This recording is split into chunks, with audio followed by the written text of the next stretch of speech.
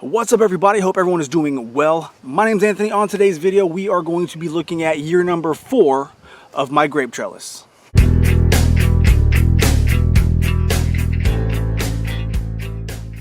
So in that last 4 years, I want to go ahead and give you the updates of how everything is going. As you can see here, I have some damage from Japanese beetles. If you want to learn how to deal with Japanese beetles, look at the video right before this one. I go over that's not a big of a deal. They always go after my grapevines. I don't know why. There's wild grapes everywhere, but for some reason these just appeal to them more than the wild vines. Alrighty, so one big difference you're going to notice from last year, if you watched year number 3, is the fact that this garden fence is now extended behind the grapes. Last year the garden fence was in front of the grapes, so it was freestanding, and I learned very quickly that deer eat fresh grapes. They were about to this stage right here, and next thing you know, I walked out and literally half of my bunches were gone.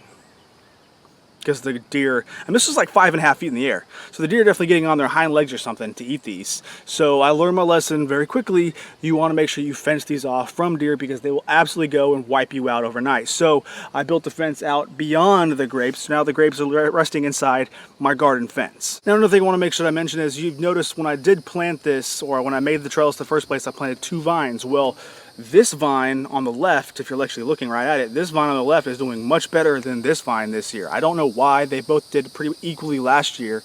And yeah, there's a little bit of damage from the deer, but I mean, nothing really else happened in terms of like damage to the vines or disease, because there's no disease. It's just whenever we had that winter, it was kind of it wasn't, you know, quite as cold as it has been, or it was the year before, but it was a little bit longer, and we didn't have quite the amount of moisture as we did the years prior. But then come springtime, we had quite a bit of moisture, and I wanted to say that it may have affected this vine more than this vine. All in all, the vine is still alive. It's still producing. There are still grapes clusters right here from this right vine. So the vine's not dead, it's not dying, it's just not producing as well as the left vine, which maybe I can just say the left vine is producing better than it should, because it is producing really good bunches of grapes all along its lead. A lot of people have been asking questions, how are they doing, because they're really interested in the design and how I built it, and if it was successful. Well, guess what?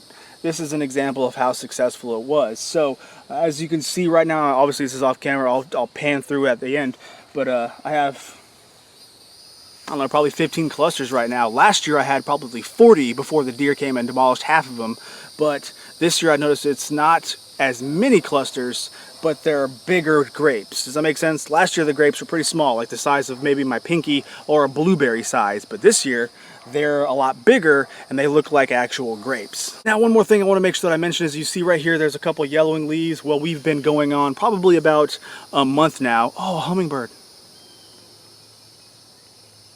Awesome. Yeah, see this bee balm right here that I planted?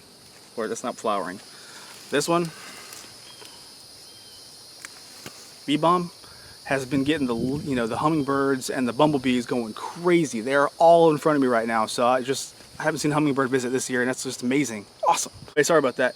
This yellowing right here, we haven't had rain in about a month, so I've been basically trying to drag this vine along to not die by watering literally every other day, because it's been over 90. So I know the vine can handle it. I'm not really seeing very much stress besides a little bit of yellowing here, but it's sending out some new growth, as you can see. So clearly the vine's happy. It's just, I know someone's going to mention, well, you got yellow leaves, so you're doing something wrong. No, it's not. It's just the fact that, you know, it's been very dry here. I can't really do anything about that. So I definitely wanted to go ahead and just show y'all a pan view of everything so you can see how it works out. And hopefully this addresses all of the questions I've had about a year 4 update, because I'm very proud of this. This is something I definitely did not expect to happen the way it quite as it has, but I definitely would not do it differently because it's working out fantastically. So let me show you the, you know, overall look of what it looks like and all the grapes I'm expecting, and you can be the judge if you want to do your design like this. But if you learn anything at all from this video, please do me a humongous favor and give this video a thumbs up. Surprise. Subscribe to my channel if you are not, and I will catch y'all later, okay? Bye.